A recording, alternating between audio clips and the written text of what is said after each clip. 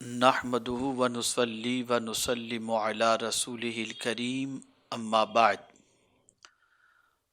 فاعوذ باللہ من الشیطان الرجیم بسم اللہ الرحمن الرحیم قال النبی صلی اللہ تعالی علیہ وسلم رجب شہر اللہ وشعبان شہری ورمضان شہر امتی صدق رسول اللہ صلی اللہ تعالی علیہ وسلم الصلاۃ والسلام علیک یا رسول اللہ الصلاۃ والسلام علیک یا حبیب اللہ الصلاۃ والسلام علیک یا نبی اللہ وعلی آلک واصحابک یا حبیب اللہ صلی اللہ تعالی علیہ وسلم۔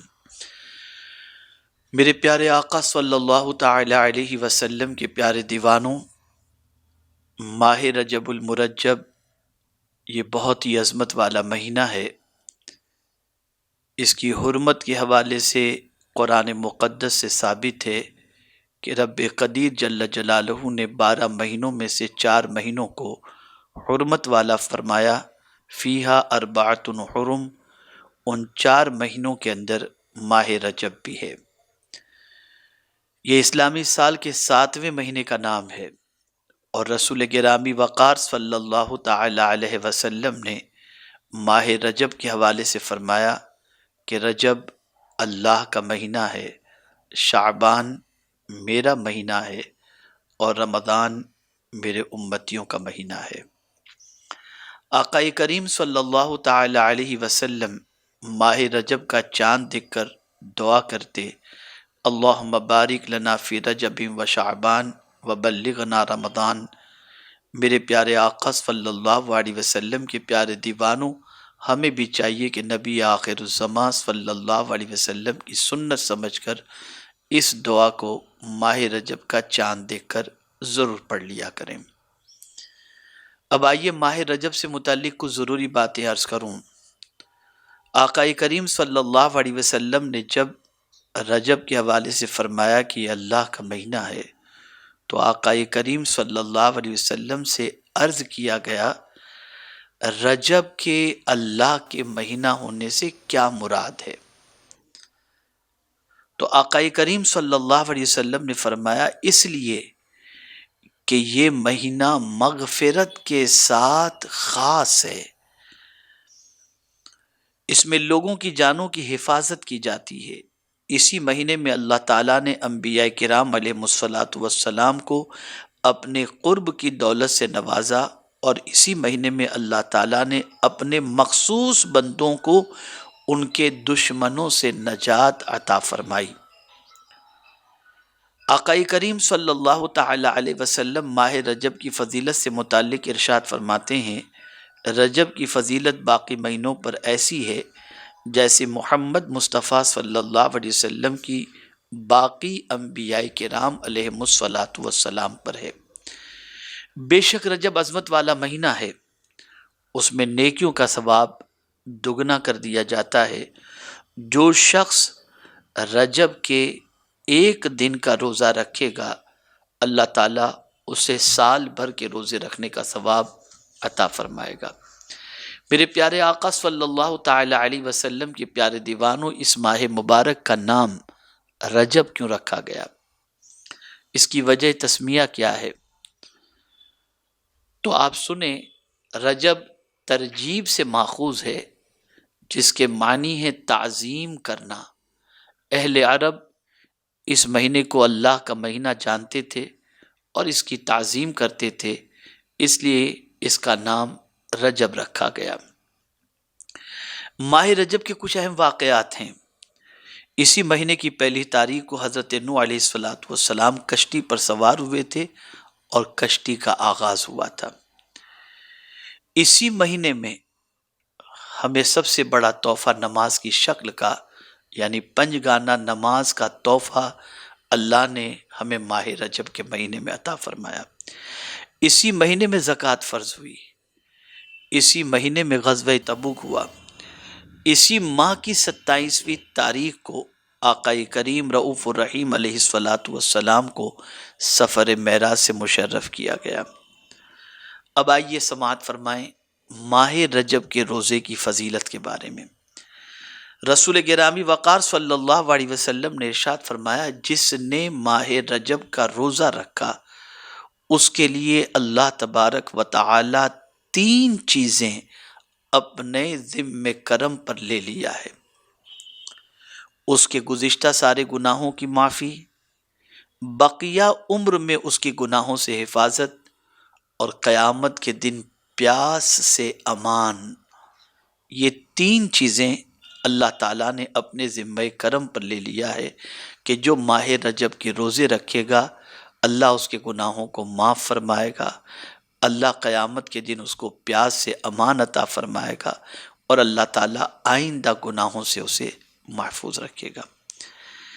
ایک ضعیف العمر شخص کھڑے ہوئے اور عرض کی، یا رسول اللہ صلی اللہ تعالی علیہ وسلم، میں پورے مہینے کا روزہ نہیں رکھ سکتا ہوں۔ رسول گرامی وقار صلی اللہ علیہ وسلم نے فرمایا، رجب کی پہلی تاریخ کا روزہ رکھو، اس لیے کہ اس میں نیکیاں 10 گنا ہو جاتی ہیں، اور 15ویں تاریخ کا اور آخری دن کا روزہ رکھو، تم کو پورے مہینے روزے رکھنے والے کے برابر ثواب عطا کیا جائے گا۔ ایک مقام پر رسول گرامی وقار صلی اللہ علیہ وسلم نے ارشاد فرمایا کہ ماہ رجب کے پہلے جمعہ کی شب اس سے غافل مت ہونا، وہ ایسی رات ہے جسے ملائکہ رغائب یعنی بڑی رغبت والی رات کہتے ہیں۔ اللہ اکبر۔ اس رات جب رات کا 1/3 حصہ گزر جاتا ہے تو زمین و آسمان کے فرشتے کعبے اور اس کے ارد گرد جمع ہو جاتے ہیں۔ اللہ تبارک و تعالی ان سے ارشاد فرماتا ہے، اے فرشتوں مانگو، جو کچھ تم مجھ سے مانگنا چاہو مانگ لو۔ فرشتے کہتے ہیں، اے اللہ، ہماری بس یہی خواہش ہے کہ تم ماہ رجب کے روزے رکھنے والوں کی مغفرت فرما دے۔ اللہ تعالیٰ فرماتا ہے، میں نے انہیں معاف کر دیا۔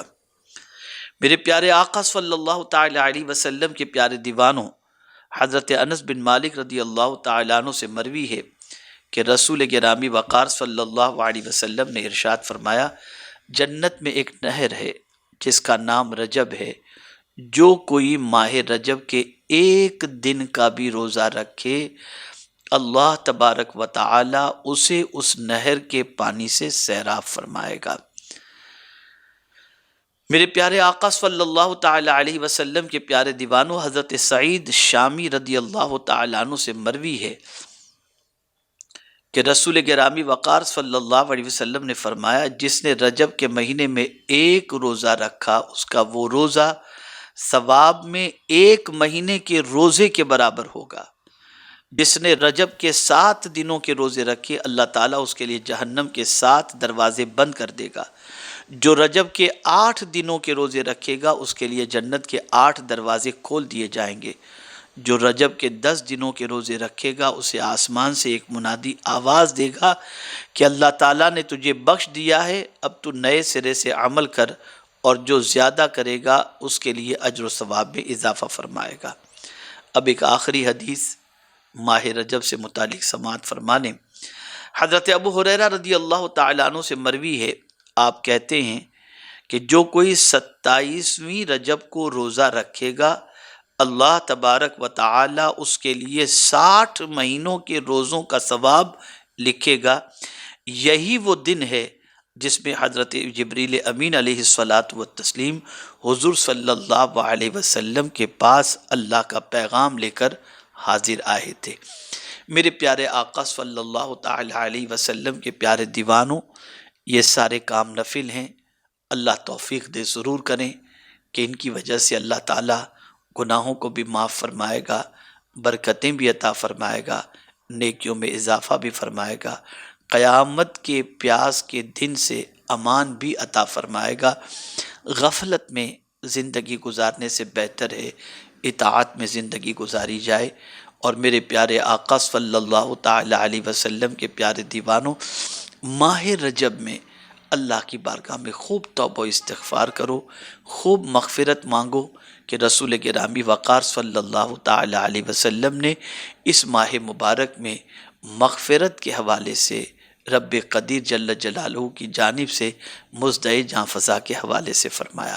اس لیے اللہ سے توبہ استغفار بھی کریں، مغفرت کی بھیک بھی مانگیں، اور اس مہینے کا نام رجب تعظیم کی وجہ سے رکھا گیا، تو اس مہینے کی تعظیم بئی طور کریں کہ قرآن کہتا ہے فَلَا تَظْلِمُوا فِيهِنَّ أَنفُسَكُمْ، اپنی جانوں پر ان حرمت والے مہینوں میں ظلم نہ کرو، یعنی گناہ نہ کرو۔ جان پر ظلم کرنا، اس سے مراد یہی ہے کہ گناہ ہم کریں گے اپنے اعضاء سے، گویا ہم اپنے اعضاء سے گناہ کر کے اپنے اعضاء کو جہنم کا حقدار بنا کر اپنے اعضاء پر ہم ظلم کرنے والے بن جائیں گے۔ تو اپنی جانوں پر ظلم کرنے سے پرہیز کریں، اللہ سے گناہوں سے معافی مانگیں، استغفار کریں، مغفرت طلب کریں۔ اللہ رب العزت جل جلالہ مجھے آپ کو سب کو ماہ رجب کی برکتوں سے مالا مال فرمائے، اور ماہ رجب المرجب میں روزے رکھنے کی طاقت، توفیق، استطاعت عطا فرمائے، اور گناہوں سے بچنے کی اور مغفرت طلب کرنے کی توفیق نصیب فرمائے۔ وَمَا عَلَيْنَا إِلَّا الْبَلَاغُ الْمُبِينُ۔ السلام علیکم ورحمۃ اللہ تعالی وبرکاتہ۔